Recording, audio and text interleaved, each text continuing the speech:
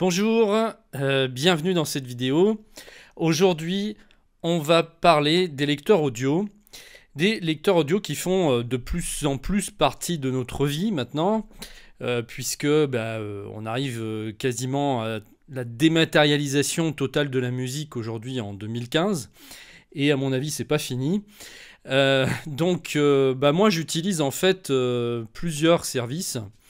Et je voulais voir avec vous, je voulais vous faire voir quelle était mon expérience, vous donner mon avis et peut-être ensuite vous orienter si vous ne savez pas encore quel service prendre. Alors moi, il faut savoir que j'utilise trois services différents et donc je vais parler de cela parce que bon, j'aurais pu comparer les services de streaming entre eux, j'aurais pu comparer Spotify avec Qobuz, j'aurais pu comparer plein d'autres lecteurs entre eux, puisque bon, il y en a une foule qui existe aujourd'hui. Je vais uniquement parler de ceux que je connais moi, et je vais vous dire aussi pourquoi j'utilise les trois. Comme ça, peut-être que ça vous donnera des idées pour vous organiser ensuite. Donc, quels sont ces trois lecteurs ?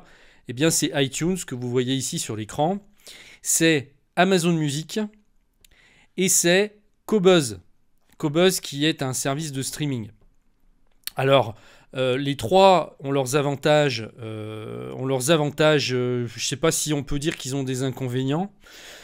Très honnêtement, je vois pas les choses comme ça. Disons qu'ils font pas la même chose. Ils sont pas destinés forcément au même usage. Donc voilà, je fais vraiment la distinction entre ces trois qui, pour moi, cumulent des avantages. On peut donc ensuite utiliser un service ou un autre selon l'utilité qu'on en a sur le moment. Je vais commencer par iTunes, qui est le tout premier lecteur audio que j'ai utilisé avec Windows Media d'ailleurs, mais Windows Media je l'utilise plus maintenant, depuis longtemps.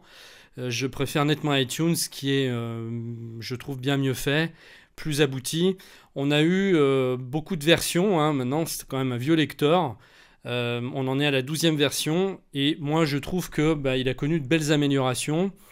On peut faire beaucoup de choses avec et c'est vraiment le lecteur que j'utilise le plus souvent. Alors je m'en sers surtout pour dématérialiser mes CD, puisque quand j'achète un CD, j'écoute pas le CD, en fait je le dématérialise et je le mets directement donc dans iTunes et je me sers pour ça de l'outil d'importation. D'ailleurs, je vais faire un test, je vais vous faire voir. J'ai un CD de titre qui est à côté de moi pour vous faire voir comment je procède. Donc là, j'insère mon CD. Et là, automatiquement, voilà, j'ai une fenêtre qui se lance et qui donc me demande si je veux importer le CD. Donc automatiquement, toutes les musiques sont cochées, toutes les chansons, toutes les pistes sont cochées. Et j'ai activé aussi la recherche de titres qui se fait automatiquement, puisque vous voyez, ça importe en fait les titres des chansons, le nom de l'artiste, le nom de l'album et le genre aussi, l'année aussi, souvent du CD. Donc tout le boulot est fait. J'ai pas besoin, moi, de rentrer les titres à la main. En fait, c'est relié à une base de données qui est distante et on n'a pas besoin de noter pour 99% quasi, la grosse majorité. C'est très rare quand ils trouvent pas de CD, quand ils trouvent pas les titres d'un CD. C'est vraiment que dans ce cas-là, c'est vraiment que c'est un truc qui est pas du tout connu, que personne connaît, parce que souvent on a les titres qui sont automatiquement qui apparaissent. Alors ensuite, moi je fais importer le CD ici. Et ici, je choisis donc la qualité avec laquelle je veux encoder mon titre. Étant donné que je ne compresse pas, je laisse en encodeur AIF, mais si vous voulez compresser, pour que ça prenne moins de place, eh bien vous avez l'encodeur MP3 ou l'encodeur AAC. Entre le MP3 et le AAC, c'est le AAC qui est meilleur, puisque le MP3, c'est vraiment le fichier qui est le moins bon en qualité. C'est-à-dire que le MP3 détruit vraiment, c'est le format qui est le plus destructeur en fait pour la musique. Ça enlève beaucoup de fréquences, ça détruit vraiment le morceau. Après, ça c'est des histoires de... comment dire, votre oreille ne fera peut-être pas la différence entre un AAC et un MP3, c'est fort possible, parce que c'est vrai qu'un MP3 qui est encodé à 192, enfin même on peut monter au maximum de la qualité, hein, on peut faire du 256 ou du 320. En 320, honnêtement, faire la différence entre un AAC et un MP3, je vous souhaite bonne chance, à moins d'avoir une installation de malade, et encore c'est pas dit, et avoir surtout une oreille de malade. Moi, très sincèrement, je suis quelqu'un qui a toujours été dans l'audio j'ai toujours été passionné de musique depuis que je suis gamin. J'ai une très bonne oreille et je peux vous assurer que j'ai fait des tests pour faire la différence entre un MP3, un fichier AIF et un AAC. Il faut vraiment se lever de bonne heure. Bon, après, il y en a qui diront qu'ils la font sans problème. Je demande à voir, peut-être que c'est vrai, mais selon moi, c'est très psychologique.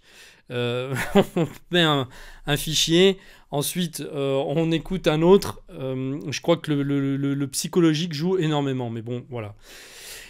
Vous avez aussi la possibilité d'encoder en Wave. Bon, il faut savoir que le AIF et le Wave, c'est deux formats qui n'ont pas de compression. Le Wave, bah, c'est le format le plus répandu, donc le format Windows. Et AIF, c'est la même chose, mais en format Apple. Voilà, donc moi, bah, j'encode en AIF, donc on y va. Je choisis, réglage automatique, je fais OK. Et là, c'est parti. Donc j'ai que 2 titres, hein, c'est juste pour vous faire voir. La vitesse ici peut aller facilement jusqu'à plus de 30. Souvent on est entre 25 et 30 au niveau de la vitesse de copie. Ici c'est peu. Hein. Donc j'ai souvent remarqué que les anciens CD, tous les CD qui datent des années 80, début 90, vont moins vite en général. Donc je pense qu'à l'époque, je pense que les informations n'étaient pas peut-être aussi riches que celles qu'on a maintenant. Il va moins vite en tout cas pour les anciens CD. Voilà, donc une fois que les titres ont été copiés, je clique ici sur Eject pour éjecter le CD. Et j'ai mon nouveau CD qui va apparaître ici. Voilà. Donc là, j'ai pas encore la pochette parce que moi-même, je mets mes pochettes. Donc je scanne en général la pochette du CD. Et puis ensuite, je l'inclus dans le fichier lui-même. Je ne laisse pas iTunes aller chercher les fichiers de lui-même. On peut le faire, mais le problème, c'est que ça ne met pas la pochette, ça ne va pas l'inclure dans le fichier lui-même, ça va le mettre dans un autre fichier à part.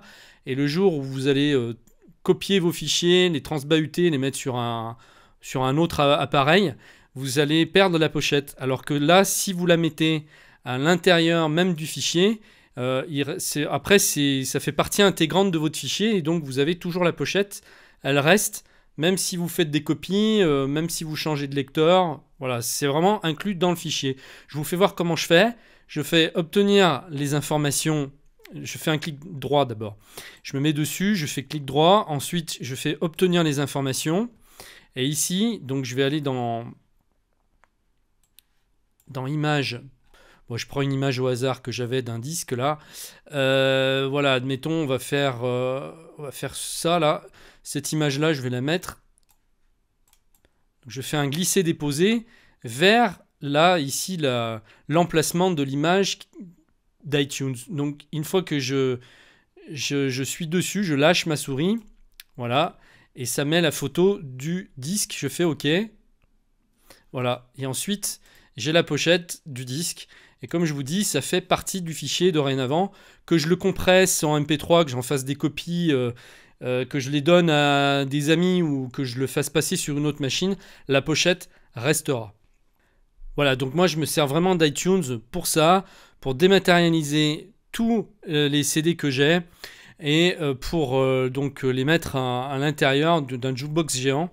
Et c'est donc iTunes qui gère. Et je m'en sers aussi pas seulement pour les CD, mais je dématérialise aussi les vinyles. Donc je numérise des sources analogiques, comme les vinyles, comme les cassettes. Bon, les cassettes, j'en ai peu, mais si par exemple j'avais des anciens enregistrements sur cassette à repiquer, j'ai un lecteur cassette qui est branché sur l'ordinateur. Je peux donc numériser n'importe quelle source analogique en fait. Mais enfin, pour quasiment 99%, je le fais pour les vinyles. Et c'est pareil, donc là après je les importe dans iTunes et tout est géré sous iTunes. Donc voilà en gros à quoi me sert iTunes. Maintenant on va parler d'Amazon musique, qui est également un excellent lecteur.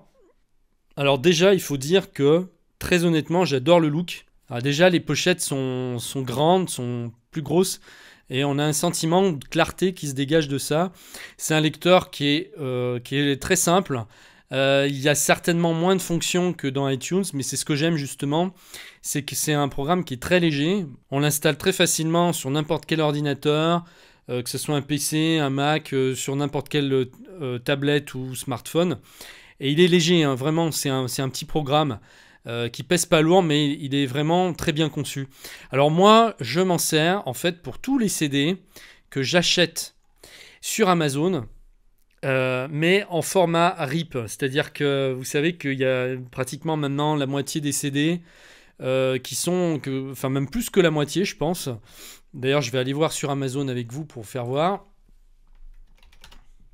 Quand vous achetez un CD, alors allez sur Madonna par exemple là. Voilà, donc ça c'est un CD de Madonna. Vous avez ici l'autorip qui apparaît. Alors l'autorip, c'est génial puisque ça veut dire que quand vous achetez le CD, il va automatiquement télécharger en même temps la version téléchargement sur votre lecteur Amazon Music. Et il va le stocker dans un cloud, dans le cloud d'Amazon, donc le cloud Music. Et vous allez pouvoir le synchroniser après partout sur tous vos appareils. Du moment que vous avez acheté le CD, eh bien la version téléchargeable, vous l'avez à vie sur votre compte Amazon et vous pouvez, ça sert de sauvegarde en même temps parce que admettons que vous ayez un problème avec votre ordinateur, que vous avez installé toute votre musique sur le disque dur, si vous veniez à perdre ça, eh bien vous pourriez retélécharger à volonté tous les CD que vous avez achetés en version téléchargeable sur le cloud d'Amazon. Donc là, ce sont tous des CD que j'ai achetés.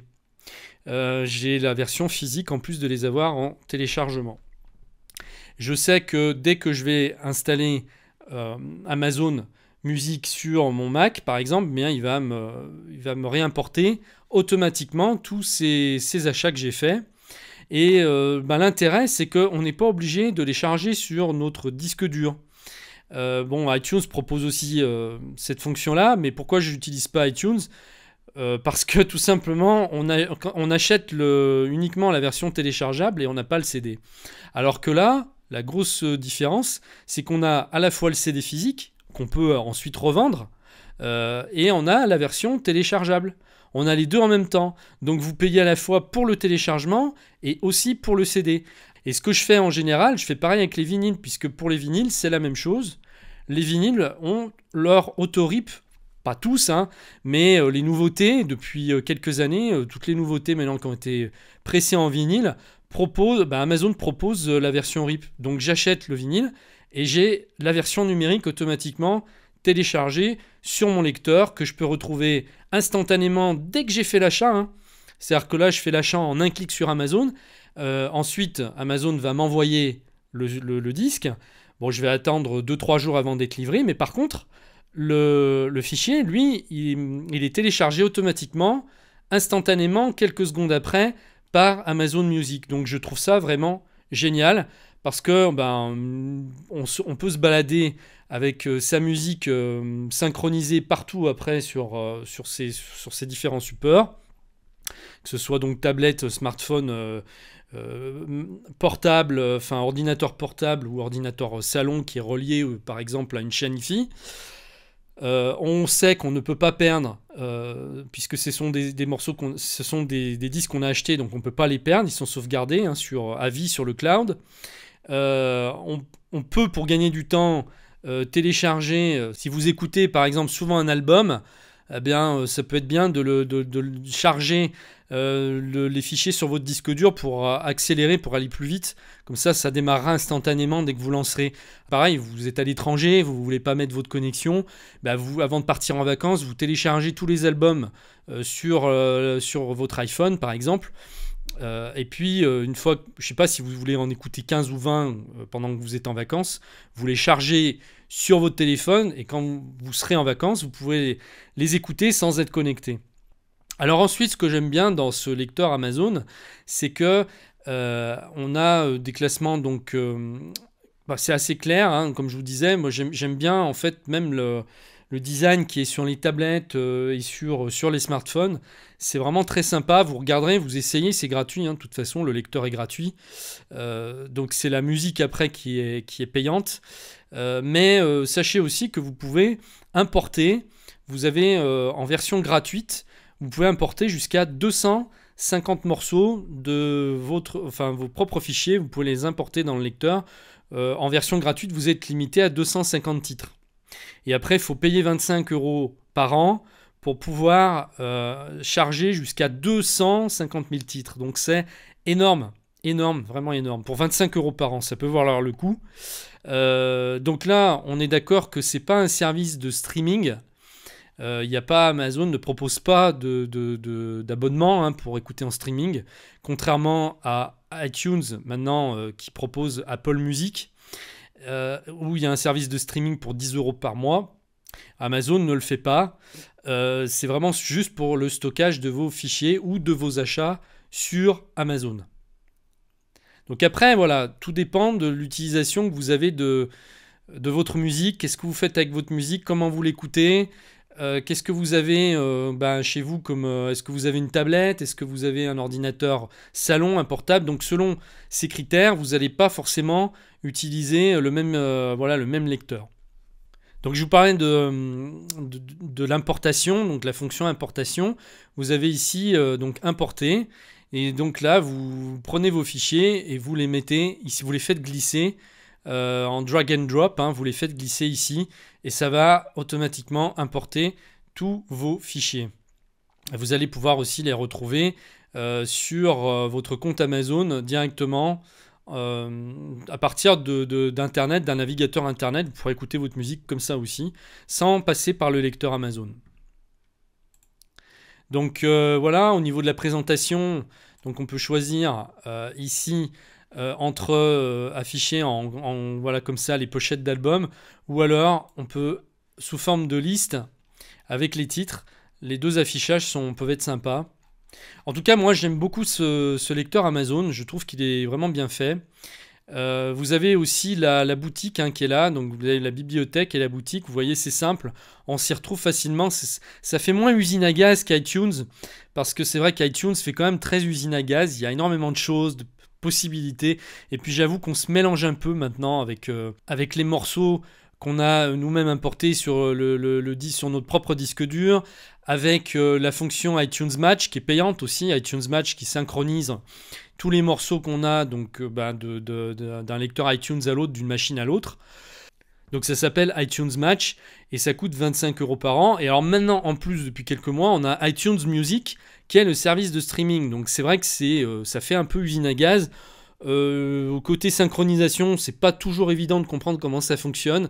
Donc moi, honnêtement, j'ai laissé tomber avec iTunes tout ce qui était synchronisation parce que pour moi, c'est un vrai merdier.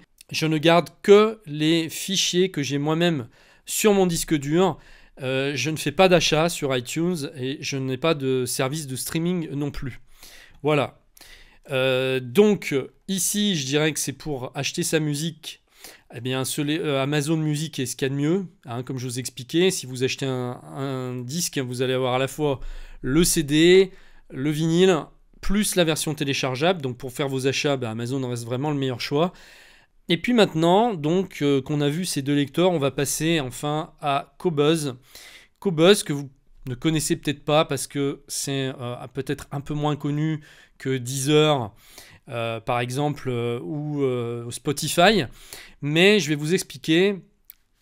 Alors, on va revenir sur Qobuz. Voilà, là, je suis connecté sur mon compte Qobuz. Donc, Qobuz, c'était un service de streaming, mais qui n'est pas comme les autres. La grosse différence, c'est que lui, on peut avoir la qualité sans compression. Et c'est le seul service au monde, c'est un service qui est français, hein, à la base, mais qui maintenant est connu dans plusieurs pays, hein, donc ils sont implantés dans plusieurs pays, traduits dans plusieurs langues. Vraiment, c'est pour moi le meilleur service de streaming qui existe, parce qu'il est vraiment fait pour les mélomanes, pour les gens qui aiment la qualité, pour avoir vraiment la qualité, comme si vous aviez un CD en fait carrément chez vous. Il n'y a pas de compression, on a vraiment la musique sans compression. Non seulement on peut avoir la qualité en 16 bits, mais on peut l'avoir encore supérieure, c'est-à-dire qu'on peut avoir une meilleure qualité que le CD lui-même. Vous imaginez? On peut passer carrément en 24 bits. Donc là, c'est vraiment le 24 bits, c'est la qualité carrément des studios d'enregistrement. Donc à la sortie, quand les studios d'enregistrement enregistrent un album, c'est dans cette qualité-là que c'est avant d'être vendu ensuite sur des CD en 16 bits. On a la qualité studio, ce qu'on appelle la High Resolution Audio. Donc là, on a vraiment une qualité incroyable. Après, bon, là, encore une fois, comme je vous disais, moi, je fais déjà très peu de différence, ou pas du tout même la différence, entre un MP3 ou un AAC et le fichier original non compressé. Donc pour faire la différence entre un fichier 16 bits et 24 bits, honnêtement, je ne sais pas si quelqu'un sur Terre est capable de la faire, mais bon, voilà, en théorie, en tout cas, vous avez le maximum de qualité qui est possible d'avoir, qui est supérieur au CD, c'est quand même pas rien. Et donc, c'est vraiment le seul service au monde qui propose ça actuellement. Donc, si vous avez envie de vous abonner à un service de streaming, c'est sans doute, enfin, c'est même sûr, c'est le meilleur. Puisque au niveau du catalogue, il y a peut-être un petit peu moins de choix, mais par contre, vous avez une qualité géniale au niveau audio. En plus, je trouve que le lecteur est très bien fait. Enfin bon, voilà, là je suis en ligne, hein. C'est carrément sur... là je suis sur Internet, donc sur mon navigateur Firefox, mais il y a aussi bien sûr un logiciel qui s'installe sur la machine, hein, pareil que les autres lecteurs. Alors l'abonnement est plus cher que chez la concurrence, forcément, puisque je vous disais tout à l'heure, iTunes c'est 10 € par mois. Vous avez tous les autres concurrents qui sont à peu près à ce tarif-là, hein, 10 € par mois. Et Qobuz le propose à 20 € par mois pour avoir la qualité hi-fi, hein, carrément. Donc c'est 2 fois plus cher. Donc après, c'est à vous de voir si c'est quelque chose, la qualité vraiment importante pour vous, ou si donc la qualité MP3 vous suffit. Dans ce cas-là, c'est pas la peine de payer 2 fois plus cher, en effet. Mais si vous avez une grosse installation, si vous êtes un mélomane, que vous avez une grosse chaîne hi-fi avec une véritable installation hi-fi et pas seulement un système, pas juste des enceintes reliées avec un caisson de basse sur son ordinateur, dans ce cas-là, ça vaut absolument pas la peine. Ça servira à rien, vous verrez aucune différence. Ça s'adresse vraiment qu'aux gens qui ont une vraie chaîne hi-fi en éléments séparés, avec un amplificateur, avec des enceintes en bois qu'on branche dessus. Sinon, très honnêtement, ça ne sert à rien. Allez faire un tour sur le site de Qobuz. Moi, je trouve que leur site est vraiment très très bien fait. On sent que ça a été fait vraiment par des passionnés, par des gens qui aiment la musique. Vous pouvez aussi prendre une version d'essai pendant 30 jours. C'est gratuit pendant 30 jours, donc vous créez un compte et puis vous essayez.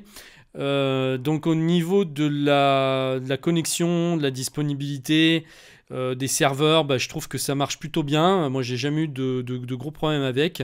C'est assez fluide, hein. Donc quand on met le service de streaming, c'est quasiment instantané, hein. On a la musique qui arrive tout de suite. Allez faire un tour sur le site et n'hésitez pas à poster des commentaires si vous testez le service pour dire ce que vous en avez pensé.